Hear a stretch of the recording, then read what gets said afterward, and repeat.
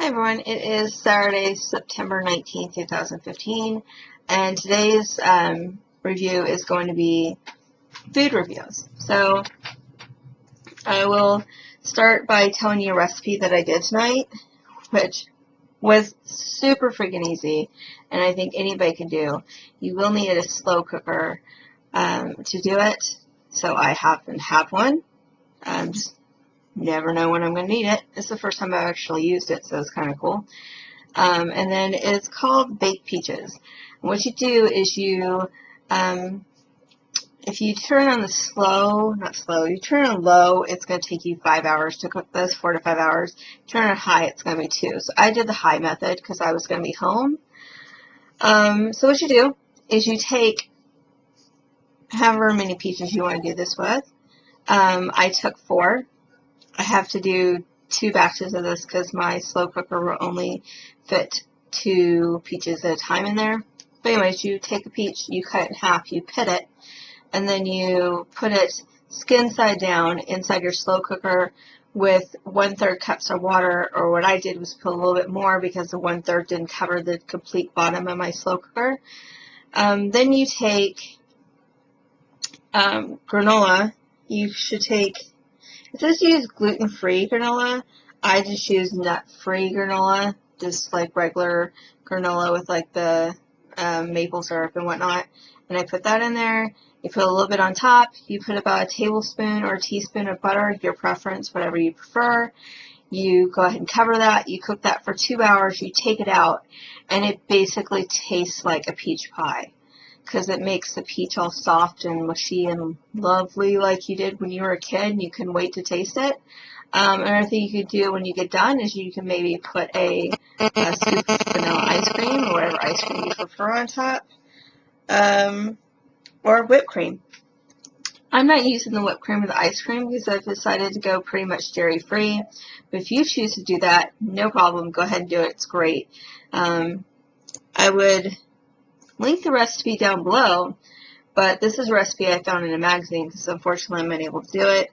I have subscribed to Gluten-Free. It's a magazine on totally gluten-free cooking, and they have recipes like in that stuff. If you are a gluten-free person, you can go on their website and look at that. Just look for gluten-free cooking, Google that, and you'll find, I'm assuming you find the magazine. So anyways, go ahead and try it. Neat little thing you can do. And it's low in sugar because you're not adding all the sugar from baking the pie. You're just making the peaches in your slow cooker. So I made that. So that's the recipe of the week. Always sharing with you guys recipes. Sorry, it took me 3 minutes to get through that because I feel like I'm just rambling. Okay, so not sure how I feel about this. A friend of mine has tried to convince me that I need to drink water, and specifically that I need to drink, product placement, Fiji water.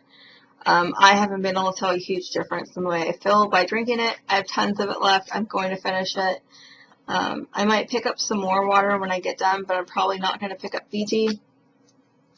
Fiji has a weird chlorinated taste to it that I didn't like. And I've just been filtering my water through a water pitcher that I have in the fridge. So if I'm going to have a water, I don't want any aftertaste whatsoever. So if you don't mind the weird aftertaste, then go ahead and drink some Fiji.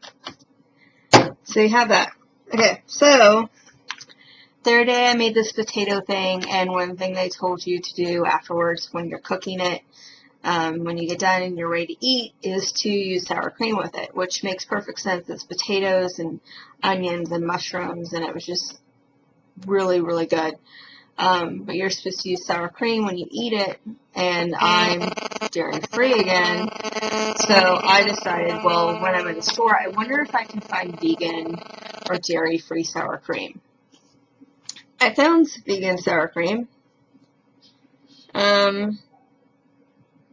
Tofu sour cream. It's not the same. I'm just going to tell you right now, it's totally not the same. I had sour cream in my house when I came home, and I taste tested the two, and the tofu has a distinct flavor, and it's really weird to me. And I'm thinking maybe if I add some salt and pepper or something like that and season it up, it won't be that bad. But it wasn't a really big fan.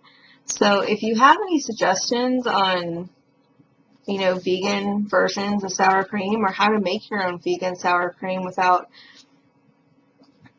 jeopardizing taste, by all means, please link the comment on below, or for God's sakes, find me on Facebook and do a comment, say, hey, this is the recipe I found, and I'd be more than happy to try it and tell you guys how it turned out.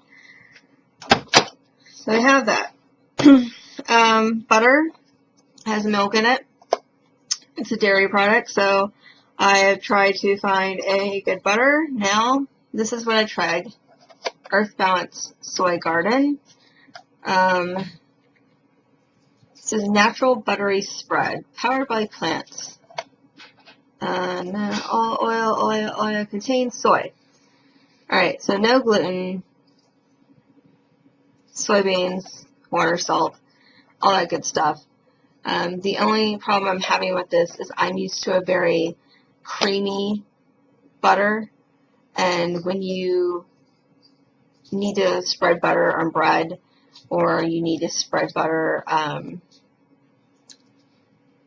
anything else, like, let's say, corn, it's not going to spread as easily, because I will show you the consistency.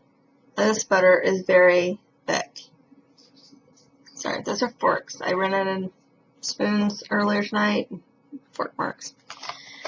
So, other than that, I have no problem with it. When I made that apple thing earlier today, I tried to use this, and I couldn't tell the difference in the taste.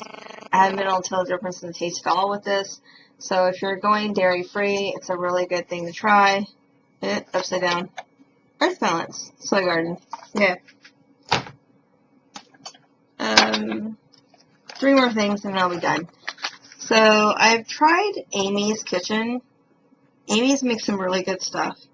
This one contains nuts, it's dairy-free, and it's gluten-free, and she will always list any type of allergens that someone might have, or that they need to know that they can have this because they have a gluten allergy. She'll always list it. So I have the Indian vegetable, how do you pronounce that? Korma. I've had this before. It's really, really good. This is probably going to be 3 days worth of food for me because I don't eat big portions.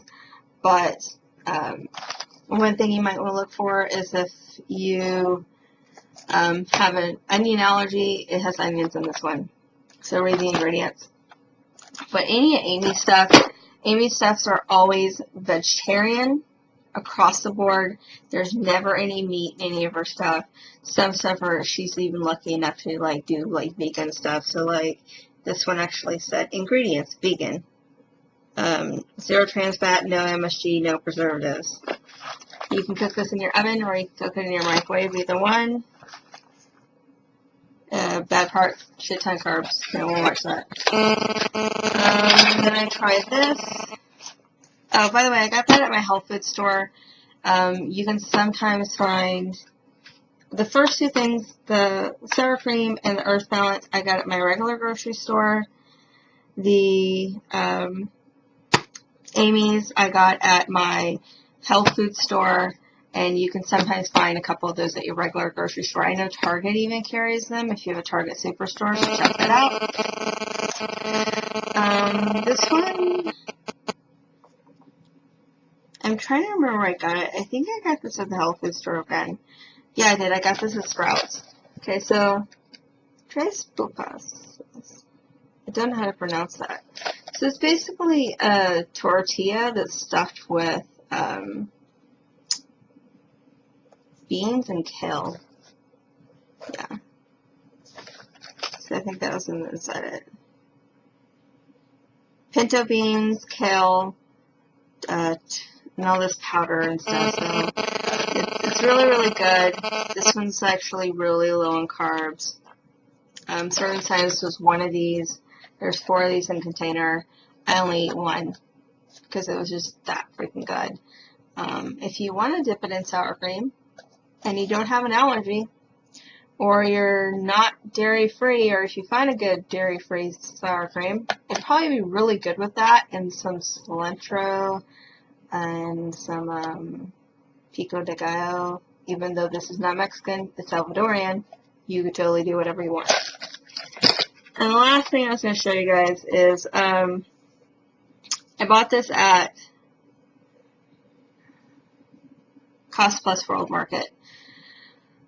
If you happen to have a store that carries a lot of British stuff, then it won't be a problem for you to find, but I had to go to Cost Plus, and this is where I found this. I wasn't particularly looking for it, but it's really good. And you can blame Anthony Bourdain for this, because I'm addicted to his shows. So this is original mushy peas, and it is exactly as it says. It's mushy peas. When you open the can, it's going to be kind of weird because the end of the can, since it's been packed down, looks all congealed and looks like an alien threw up in it. I'm kidding you not. That's what it looks like, an alien threw up in the can. So you open that up, pour that shit out of the can, put that in the microwave for a minute and a half, put something over so it doesn't explode all over your microwave, because we're all adults here, we know that sucks. And maybe put a little bit of salt on it, and it's just absolutely amazing, and it's just like regular peas mixed in with mushed up peas, and it's got a good consistency. So yeah, I would say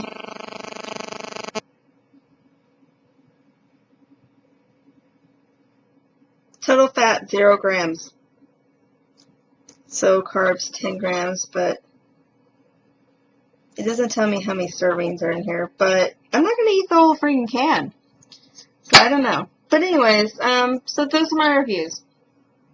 Simple. I'm not going to go to the store anytime soon, so you're probably not going to see me. So if you have any questions, or you have comments, or anything that you'd like me to try to see if it's any good, please, I'm begging you. I don't mind tofu. I just suck at cooking it. So if you just happen to know how to make it without killing yourself and actually getting all the water out, my God, let me know, and we'll figure this shit out together. It's been a good day. Hope you guys had a great one, and I hope you guys have a fantastic weekend. Bye-bye now.